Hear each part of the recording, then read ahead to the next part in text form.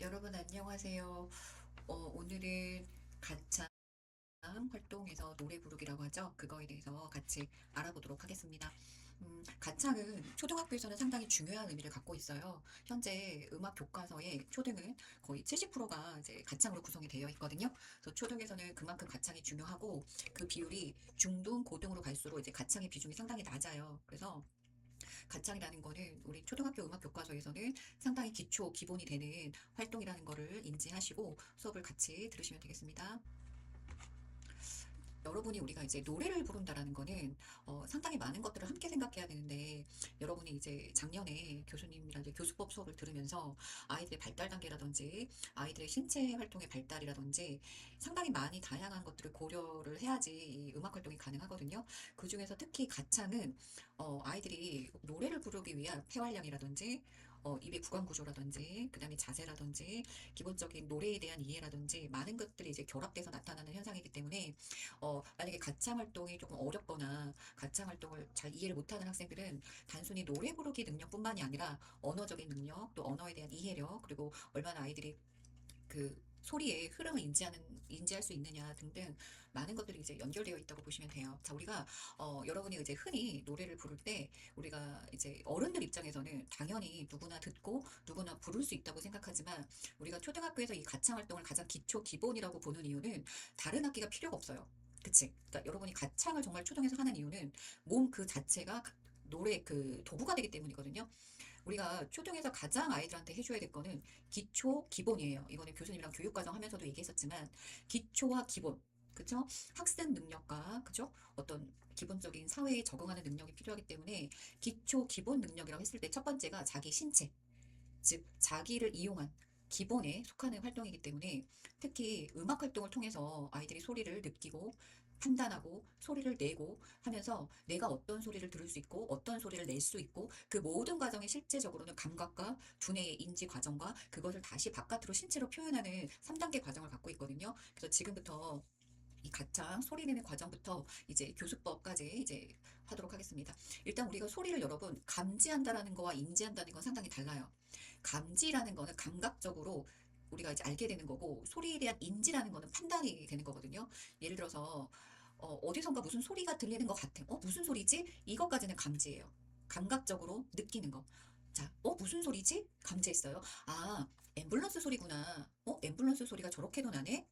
그건 인지 과정이에요. 그러니까 감각적으로 지각하는 것과 우리가 두뇌로 판단해서 지식 형태로 이제 그 인식하는 거는 상당히 단계가 다르거든요. 다시 한번 예를 들어볼게요. 예를 들어서 아이들이 핸드폰 벨소리를 바꿨어요. 그러면 그 가족에게 가족 구성원이 누군가가 새로운 핸드폰 벨소리를 바꿨어요. 그러면 같이 있다가 새로운 소리가 들렸어요. 무슨 소리지?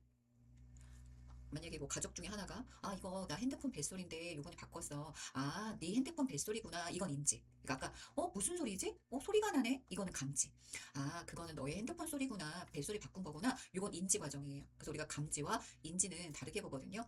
그래서 소리를 낸다라는 거는 수업 시간에 교수님이 얘기한 것도 있지만 먼저 듣고 그쵸? 가창이든 기악이든 똑같이 가는 건 뭐냐면 우리가 모방 활동이라는 걸 가장 중요시 보거든요. 특히 초등은 노래를 부른다는 거. 그쵸? 또 음악을 연주한다라는 거는 소리를 먼저 듣고 모방을 하여 노래를 부르거나 악기로 연주하는 단계가 정말 기초예요. 그래서 모방이라는 단계는 상당히 중요한 역할을 하는데 이 소리의 감지와 소리의 인지는 모방을 하기 위한 첫 번째 단계라고 보시면 돼요. 그래서 듣고 따라하기, 듣고 따라 부르기, 듣고 따라 연주하기 요 부분이 다 소리 감지와 인지 과정에 속하거든요. 자, 그래서 노래를 한다라는 거는 아이들이 소리를 감지하고 인지하여 특히 중요한 거 나의 몸을 조절하여 내 몸 자체가 악기거든요. 나의 몸을 조절하여 그걸 조절을 통한 소리를 구성하고 그 구성을 통해서 바깥으로 소리가 나가는 게 이제 소리의 표현 과정이라고 보시면 돼요. 그래서 실제로 요 과정이 단순해 보이지만 여러분도 누구나 흔히 노래를 부를 수 있지만 이 과정 자체는 한 단계 단계마다 발달 단계라든지 심리적 발달, 인지적 발달, 또 신체적 발달이 조화를 이루지 않으면 원만하게 이게 이루어지기 상당히 어렵거든요.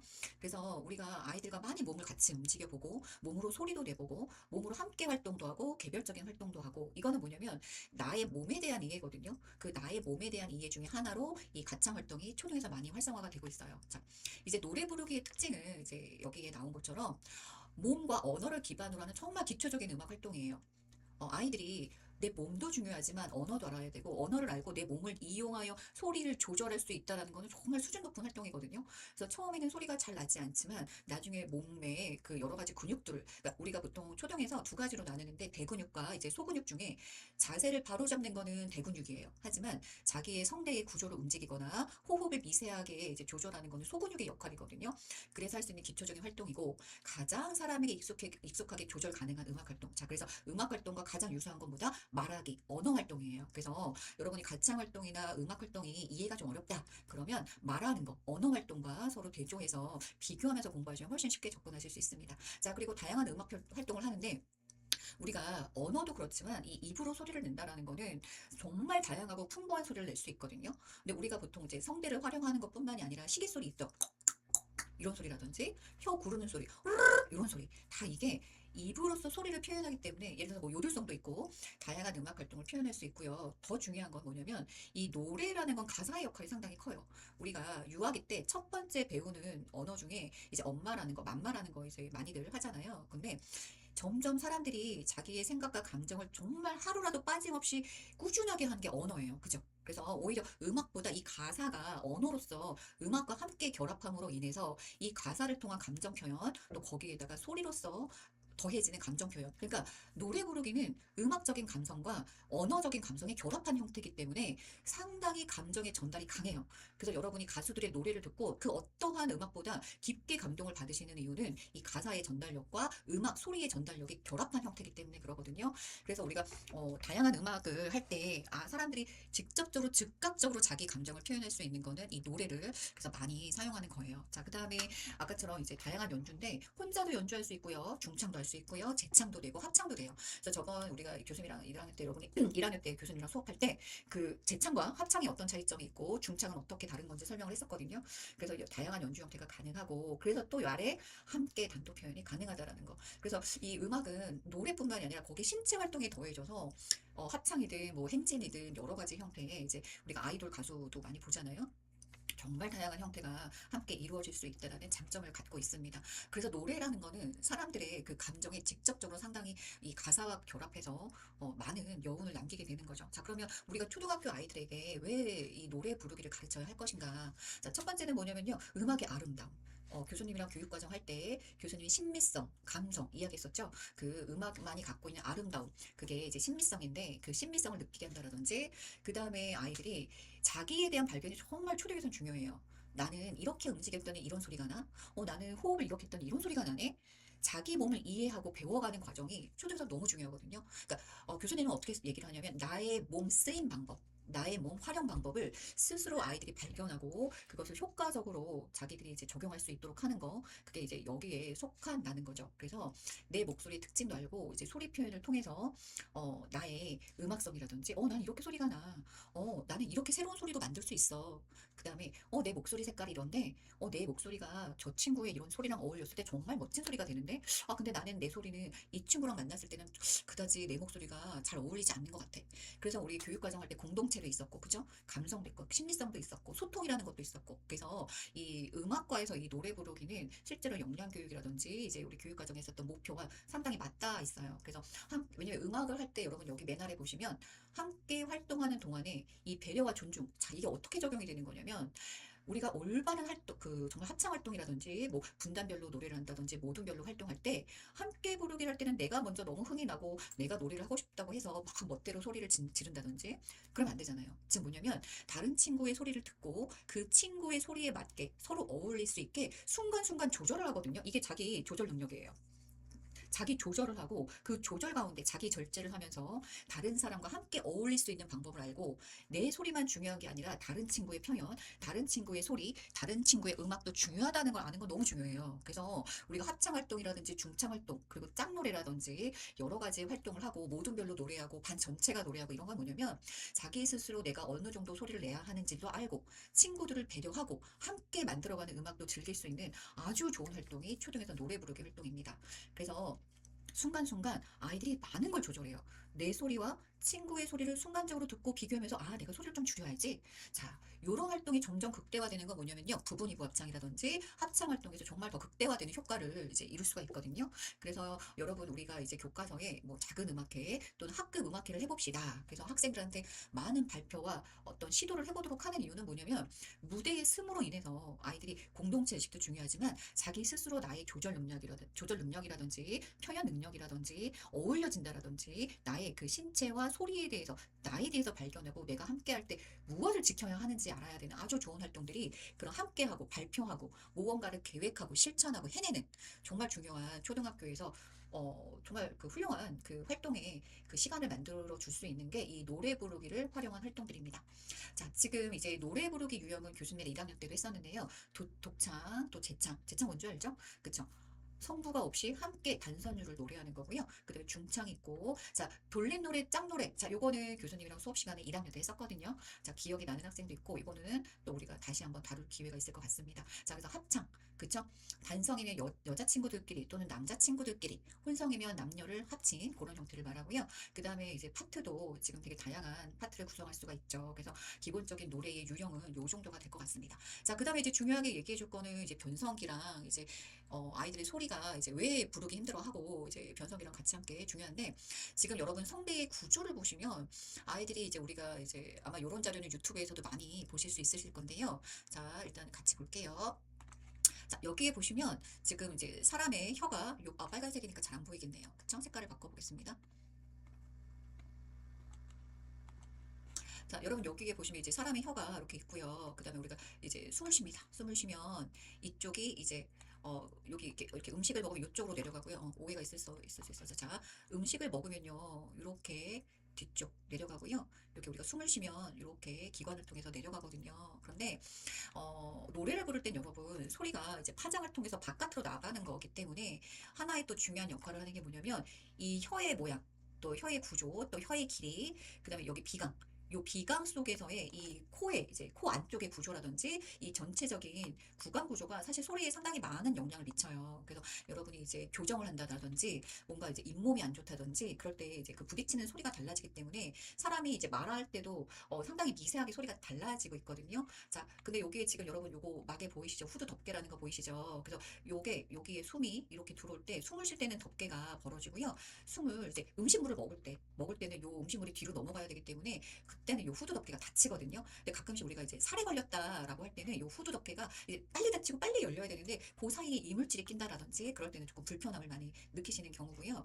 자, 여기서 이제 중요한 거는 저희가 요 숨을 쉴 때 이 성대의 모양입니다. 자, 이게 성대의 모양인데요. 요 우리가 숨을 쉴 때는 성대가 이렇게 보시면 이렇게 벌어져 있어요. 근데 소리를 낼 때는 이게 서로 맞붙거든요. 이렇게 맞붙어서 여러분 우리가 이제 얇은 막의 구조라서 셀로판지 같이 그러니까 여러분 랩 있죠 랩 같이 얇은 막이 서로 이렇게 떨리면서 이렇게 숨이 나가고 숨이 닫히는 그 과정 속에서 이제 소리가 나게 돼 있어요. 그래서 여기가 어디냐면 여기 성대 보이시죠? 여기. 네, 여기를 확대한 게 요 그림이에요. 그래서 음식물이 넘어가면서 말 못하거든요. 왜냐면 이 후두 덮개가 일단은 닫혀야 돼요. 닫히고 음식물은 요걸로 식도로 넘어가고 이 성대가 울리면서 말을 하려면 앞에서 호흡이 나와서 이 후두 덮개가 열리면서 여기서 소리가 나야 되거든요. 그래서 음식을 삼키면서 동시에 말을 할 수 없어요. 그 미세한 시차가 없으면 불가능하거든요. 자, 그래서 여기 보시면 요 성대가 양쪽에 이 셀로판지처럼 붙어 있어서 요 막이 흔들리면서 이제 소리가 난다라는 거 그거 기억하시면 되고요. 지금 여기 보시면 조금 더 이해하시기 편하게 확대된 그림을 넣었어요. 그래서 여기 보면 후두 덮개가 있고 요게 이제 닫혔다 열렸다의 이제 역할을 하는 거고요. 음식물을 이제 먹으면 요 뒤로 해서 음식이 넘어가는 거죠. 그렇죠? 그리고 우리가 숨을 쉬면 그 순간에 후두 덮개가 열려서 이렇게 숨이 왔다 갔다 하는 거죠. 이렇게 구조가 되어 있습니다. 자, 그런데 여러분 여기서 우리가 이제 초등학교 5, 6학년 아이들 그 변성기가 되면요. 무슨 문제가 생기냐면요. 요, 여러분 우리가 변성기가 되면 키가 크죠. 그쵸? 그거와 동시에 몸 안에 있는 모든 구조들이 크기가 달라져요. 그래서 변성기 때는 뭐냐면 하다못해 이 식도, 이 관, 이 식도 그리고 여기 기관 이 모든 구조들이 확장이 돼요. 크기가 확장이 되면서 어떤 일이 벌어지냐면 여기에 이 막이 우리가 숨 쉬는 기관이 확장되면서 얘의 크기도 늘어나요. 얘가 늘어나거든요. 그러면 어떤 현상이 일어나냐면 이 셀로판지 같은 요 발성대 이게 막 떨려야 되는데 그게 같이 늘어나면서 불완전한 구조를 띠거든요. 그래서 변성기는 결국에 아이들이 성장하면서 호르몬의 영향으로 성장하면서 이 기관이 이제 확장이 되는 거예요. 기관이 확장이 되면 결국에는 요 발성을 하는 그 막이 같이 이제 확장이 돼요. 그러면서 불안정한 형태를 이제 이루거든요. 그래서 이제 노래를 할 때 이제 소리를 낼 때 상당히 예전 목소리 같지 않은 목소리들이 나와요. 그거는 그 막이 확장돼서 안정화되지 못하기 때문에 그런 일이 일어나거든요. 그래서 이제 변성기 때는 아이들의 목소리를 유지하기 위해서는 이 막이 과도하게 확장되어 있기 때문에 큰 소리를 낸다라든지 무리해서 소리를 낸다면 아이들이 이 막에 손상이 생겨요. 그러니까 어떤 경우는 이제 변성기 때 너무 큰 소리를 냈다가 이 그 얇은 요 성대 막이 찢어져 버리거든요. 그 여러분 성대 결절이라는 거 많이 들어보셨죠? 이제 가수들이 성대 결절을 많이 앓는데 약한 경우는 요 막 사이에 염증이라든지 딱 닫히지 않거나 딱 벌어지지 않거나 이 사이에 이제 미세하게 상처가 생겨요. 그러니까 쉽게 말하면 약간의 찢어짐이 생깁니다. 무리했을 때는. 그래서 요 막이 정말 얇아요. 그래서 이거에 찢어짐이 생기는 게 이제 사실은 결절이고요.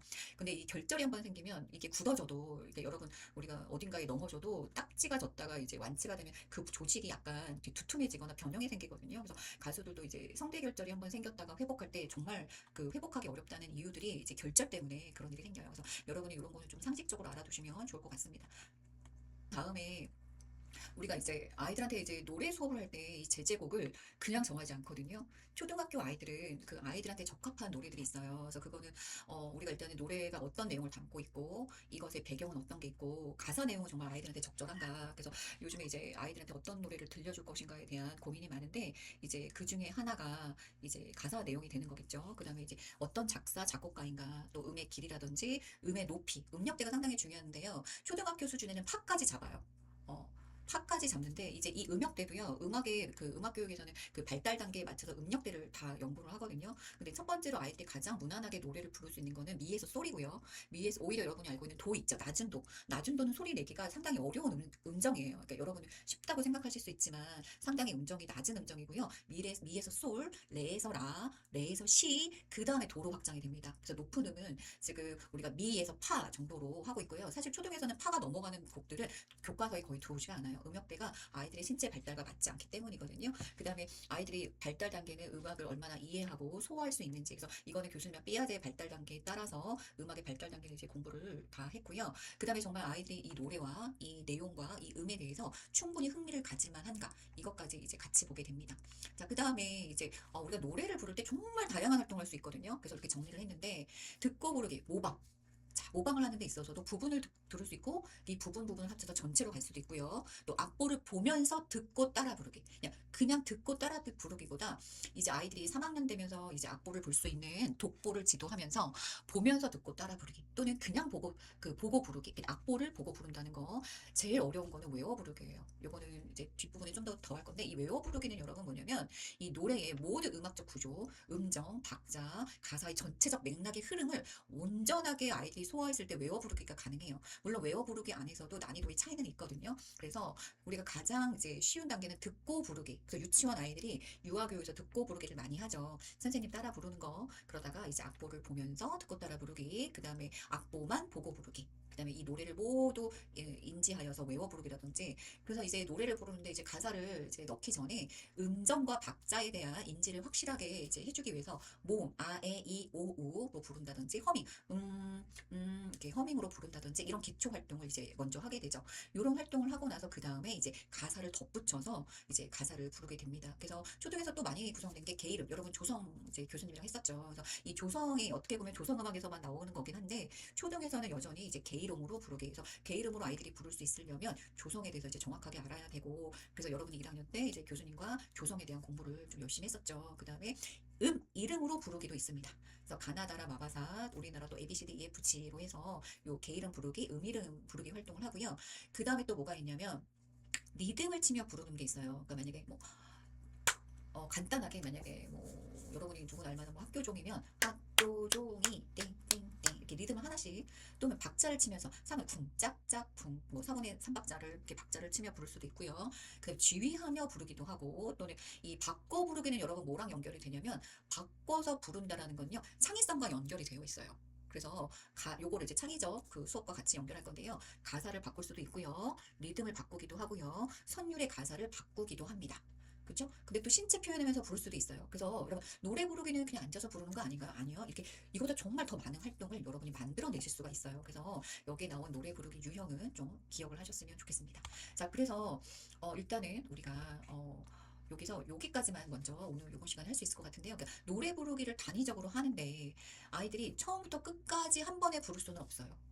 왜냐면 아이들의 호흡도 짧고 그다음에 아이들이 노래를 익히는 것도 처음부터 전체를 다 인지하기가 어려워요. 그래서 노래를 가르쳐 주실 때 마디로 끊거나 동기 단위로 끊거나 또는 악구 단위로 프레이징으로 끊거나 뭐 악절 단위라든지 그 다음에가 이제 전체로 가시는 거고 그 다음에가 이제 뭐 알토 파트, 소프라노 파트 이렇게 나눠서 가거든요. 그래서 알토 파트를 하든 소프라노 파트를 하든 정말 중요한 건 뭐냐면 일단 아이들이 제제곡에 대해서 충분히 인지를 하고 그 소리가 익숙해져야지 이 전체 노래를 함께 부르는 활동이 가능하거든요. 그래서 끊어서 먼저 잘 알려주시고 그 끄는 거를 하나씩 하나씩 합쳐서 부르시다가 나중에는 전체를 하나로 이어서 부르도록 해주면 될 거예요. 네, 오늘 수업은 여기까지 마치겠습니다. 수고하셨습니다.